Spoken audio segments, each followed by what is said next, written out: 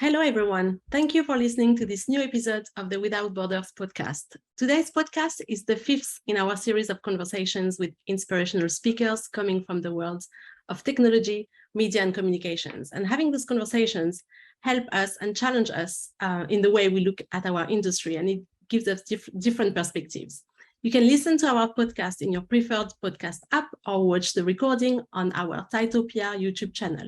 My name is Shamina Pierbucus. I am an associate director at Tyto, and I will be the host for today's show. I am delighted to be talking today to Ella McCann-Tomlin, founder and CEO of Ardent.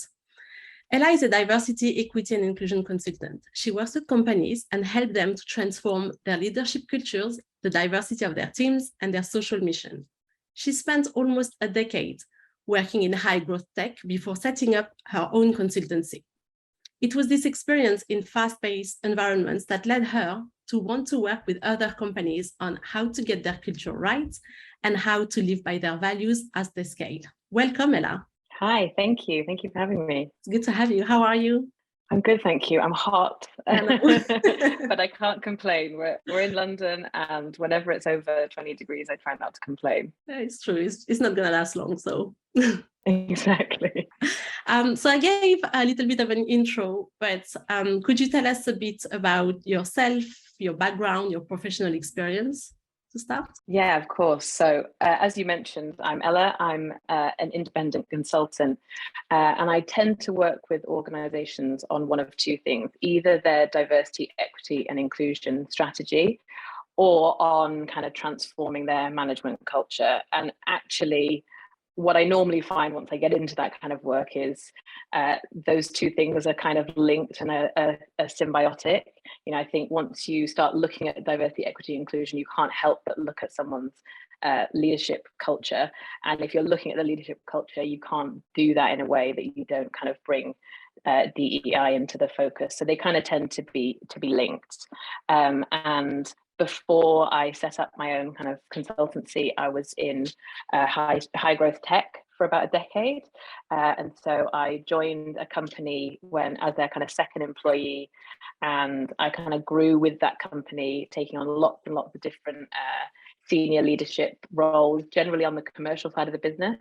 And then I moved kind of laterally on into the people team and took on a diversity and development role. And after doing that for a couple of years, I decided to kind of set up on my own and try and work with companies rather than from within. So what I try and do is work with companies in a really empathetic way, because obviously I know what it's like to be on that kind of journey and trying to grow and scale and focus on the kind of urgent business priorities whilst also trying to do so from an ethical perspective. Yeah, that's kind of like leads to my second question, really, is, you know, why you decided to start your own consultancy. Like, I guess something was missing maybe from your previous experience, or you felt like you had more to share, and really what's your mission now? Yeah, so in terms of kind of why I wanted to go out on my own sort of thing, I think part of the reason, quite simply, was I wanted to have more of an impact. And I think working with as many different types of companies at different stages of their journeys as possible was kind of felt like the next step for me. I was really enjoying the nature of the work that I was doing within the company I was at, but obviously that's just within a single organization, and I wanted to, I guess, have a bigger impact. And so my mission now that I've set up Ardent, essentially is to transform the way we lead organizations. And I think that if we do that, we can also transform society in the process. So I think that at the moment, a lot of talent is quite frankly being wasted in organizations. I think that people from different walks of life who think differently, who perhaps learn differently, are not always being nurtured, because we have grown business in the corporate world in a way that is very binary and rewards certain ways of thinking, certain types of schooling and that kind of thing. And I really feel like that's a colossal waste. And so my mission, I guess, is to try and transform that. And I think actually we all benefit if we can transform that, because if we leverage all the diversity of the talent that's out there, then it will make us better, it will make our businesses better, it will make our leaders better. And that's kind of what I'm out there to do. But I think we're at an interesting point in time right now, because leaders are realizing that we're at this kind of watershed moment where we need to think differently about things. And also there's a lot of pushback coming from people who benefit from the way things have always been. So we're at an interesting kind of crossroads, I think. And from your experience in, the tech field, what are the challenges that businesses are facing when it comes to implementing these D&I initiatives? Well, they're lots and they're complex, but I think there are a few key kind of main challenges. I think firstly, most companies don't really know where to start, and they don't know how to approach DEI in a way that is kind of meaningful and isn't a performative thing. So I think that what's happening in a lot of cases at the moment is leaders are starting to kind of cotton on to the fact that their people are holding them accountable as to whether or not they're engaging with DEI and how well they're engaging with it. And if your company isn't doing it properly, or you're not engaging with it at all, then people are going to leave. And obviously a lot's been written about the kind of great resignation and lots of people leaving companies because they're not values led enough, or they're not kind of living by their kind of mission. And so I think for the first time for a lot of executives, they're realizing the power that rests within the people of their organizations, and how much they're going to be held accountable for whether they're doing this right. But what I think that often leads to is that people sometimes will come to you approaching this from a place of fear.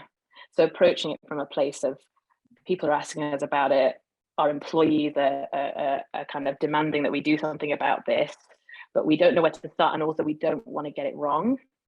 And so I think that there's a kind of fear of getting things wrong. We don't want to kind of wade into the waters of talking about race and ethnicity, for instance, and then say the wrong thing or do the wrong thing. And so there's this kind of trepidation and this kind of avoidance of PR disaster that people come to this work often with. And the difficulty with that is fundamentally, this is messy, human, complex work. You're going to get stuff wrong. It's personal for a lot of people. It's political. You're going to have to kind of wade into those difficult waters. And perfection is almost the enemy of this stuff. But that's one of the kind of key challenges to work with clients on, is that they feel this need to get it absolutely right first time and put out the absolute right statement on this. And actually, we need to kind of put that to the side and get to work, really. And then the final big challenge, I would say, is change just isn't happening quickly enough, actually. Maybe this is just a bit of a bugbear of mine, but I think because people are tentative, and understandably so, change isn't quite happening quickly enough. And sometimes perhaps there's an attitude that change will naturally come. Progress will naturally happen over the course of time, and we don't really need to do anything super active about it. And actually, there's a lot of resources out there that say change isn't happening quickly. If we keep going at the pace that we're going at now, it's going to take decades. And so we need to kind of get a bit more of a move on, and people need to realize that they actively need to push to change their systems. That's not going to just happen organically. So in that sense, then, if business leaders, if they would like to start on the journey of building a D&I strategy, what would be your recommendation? What's the must thing to do? Well, so I would firstly say, so at Ardent, one of our values is community, and how we kind of interpret that is that we kind of say that our work is designed to support your people and not your executives. And I think that's one of the first things that I think a company, if they're implementing D&I, should think about. Who is this work designed to serve? And I think sometimes there's a very top-down approach that people instinctively have. The issue with that is that DEI partly exists because there is this inequality. And that means that sometimes the top team tends to be one of the least diverse teams in an organization. And so if that group is the only set of decision makers on how we approach this, then they're probably not necessarily best placed to make those kinds of decisions. So I think leveraging, the one must do is to leverage the voices and the communities that exist within your organization. Sometimes companies already have networks that exist. That's a great a thing to tap into. But regardless, find some way of kind of leveraging the voices in your company. And I would say actually the highest priority should be leveraging the voices of people who are often the most excluded. And so that's another thing that we kind of try to do in our work. Sometimes what companies will do is say, well, we'll start with gender, because gender is kind of safe. We want more women in the C-suite. That's a kind of safe zone for us to start talking about. And actually, I can see the kind of temptation to start safe, but actually you're still excluding a huge swathe of people in your organization who are from marginalized backgrounds of some variety. And actually, I think tap into those people first and prioritize the voices of the people who most are unable to speak up generally. Because if you do that, you will make life better in your organization for women anyway, right? And so and then the other thing I would say is process is everything. I know that doesn't sound very sexy, but I also think that sometimes it can be easy to focus on the kind of shiny stuff. So by that I mean Pride Month merchandise, PR videos, things we can put on the socials. And when organizations get accused of approaching things in a disingenuous way, what's often happening is there's too much of that stuff going on, and there's not enough of the kind of fundamental processes being changed. And so that unsexy, complex work that might take months, might take years, is actually the stuff that I think is incredibly meaningful. And so I kind of talk about this as operationalizing DE&I. So, most companies will say, we use Slack, for instance. That's our communication system. It's non-negotiable. That's what we use. And I think that kind of attitude that we have about a lot of our kind of business systems needs to apply more to things like DEI. This is the way we do things. It underpins our hiring process, our development structures, the way we think about retaining people, the way we think about nurturing people, and it's just a kind of non-negotiable. And sometimes we get kind of wrapped up in the what could we talk on LinkedIn about, and often I think some of those things are useful. Having speakers come and speak to you for Pride Month and things like that. Those kind of things can be really meaningful for people in your organization, but it's not necessarily going to move the dial for you in terms of belonging unless you operationalize it a bit more than that. And do you have any tangible example of this kind of processes that businesses can start and put into place? Yeah, so I think it's about actually, I don't think it's necessarily putting in a load of new processes. I think actually what sometimes happens is people think of DEI as a new process. So it kind of sits to the side of everything and it's DEI, and maybe we've got a committee and that's where we talk about it. Actually, I don't think it's a single new process. I think it should become part of all of your existing processes. So some obvious places to start are hiring, our exit interview process when people leave, and how we incorporate that feedback back into changes we make, what we do around promoting people and how we measure how inclusive they are as a leader. We're often measuring certain things along these lines within an organization already. We're already making these kinds of decisions, who to hire, who to promote, who to ask to leave the business. But it's that DEI should be kind of woven into those existing processes, I think, rather than sitting as its own almost extracurricular, which is sometimes what happens. Yeah, there's a real shift of mindset in the way we do things, I guess, across the whole of an organization. Yeah, exactly. And I think it's also about really thinking about things as a long-term strategy. I think that because even though DEI has been around for a long time and there are practitioners who've been doing this work for decades, there are various points in time that we can point to where there was a kind of surge, and the kind of summer of 2020 was this big surge in DEI becoming a forefront conversation piece because of all of the horrendous things that were happening in America and the kind of watershed moment of the Black Lives Matter protests globally. And so I think in that context, there's a kind of, people are talking about this right now, so let's put in some quick fixes, let's do some stuff we can talk about. But actually, if we want this to be really meaningful, it's a years-long strategy. You know, changing your hiring process, even just that one process, isn't going to happen overnight. There are about 20 different components of that process. You've got to retrain people, you've got to change their minds about what good looks like, you've got to think about where you're drawing from in terms of your pools of talent, you've got to then attract and kind of win over people to join your organization.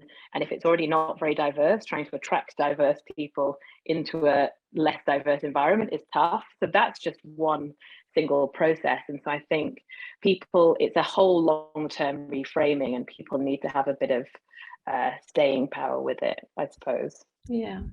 And do you have any examples of, inspiring tech companies that are already kind of like leading the way when it comes to really implementing inclusion and equity in the workplace? Yes. So the temptation, by the way, with DEI is always to talk about the people who are doing bad things, which is normally the bigger ones. And so I'll call on a couple of kind of smaller companies that I'm really inspired by. So there's a company called OHNE, and they are a kind of femtech company. They basically sell a lot of like period products and things like that, and they're super sustainable. I think they've won awards for sustainability. They're female-led, as I'm sure you can imagine, but they've got really high inclusion scores, really high ratings from their employees. And I really like companies that have almost like a holistic approach, like what they're putting out in the world is good, the way that they're approaching their internal processes is really good and really ethical as well, the way that they're leading, it's the kind of whole holistic approach, I suppose. And then there's another company that I have worked with a little bit called Circle. Very different type of company. They do a lot of leadership coaching, basically, and so they pair what they call future leaders, which tends to be young people who are from historically marginalized backgrounds, and those people, you get paired up as a leader with a future leader, and you both learn to coach basically by coaching each other. So there's this kind of circular process that's happening. And what I really love about them is they are also really inclusive, and they apply this kind of attitude to their internal culture as well. But again, there's this kind of multifaceted attitude that they have, which is, we're doing a social good, we're pairing companies with perhaps talent that they haven't, that they're not ordinarily tapping into. We're also doing some leadership coaching, so our leaders and our leadership culture internally should improve into more of a coaching culture. So there's all of these different kind of facets to it, and I find that kind of company really, really inspiring. Yeah, definitely. Thank you for sharing. Is there anything else you would like to add today? Oh, good question. Something that I haven't asked, maybe. Pardon? Something that I haven't asked, maybe. Yeah, there's one final thing I think I would say is, for companies who are operating from a bit of a place of fear and are not sure how to do things in kind of quote unquote the right way, one kind of piece of advice I guess I would have is operate from a kind of inside out rather than outside in approach. And what I mean by that is, rather than thinking about, let's say it's International Women's Day, what are we going to say on social about that? Oh, let's highlight all of our fantastic women. Rather than thinking about things in that way, actually just focus year long on what you're doing to make your company more inclusive for women. And how are you nurturing women? How are you developing women? How are you supporting women? What are your parental leave policies? Those kinds of things. What's your pay equity? Have a tangible impact on the women in your company. And the more you do that stuff, the more stuff you have to talk about anyway. So do it that way around. Absolutely. Thank you so much, Ella, for your time and for all these great insights.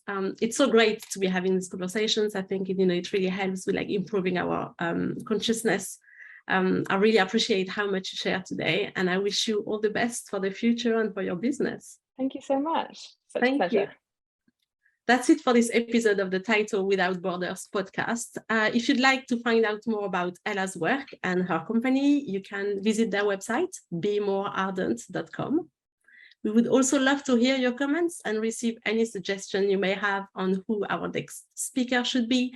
And you can share your recommendation via our social media platforms. You can find us on Twitter, LinkedIn, Instagram, or YouTube.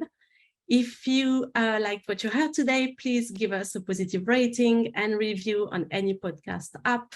This is greatly appreciated and really helpful. And lastly, if you want to keep track of our new episodes, make sure you subscribe to our Without Borders podcast. And that's it for today. Thank you so much for listening. Thank you. Bye.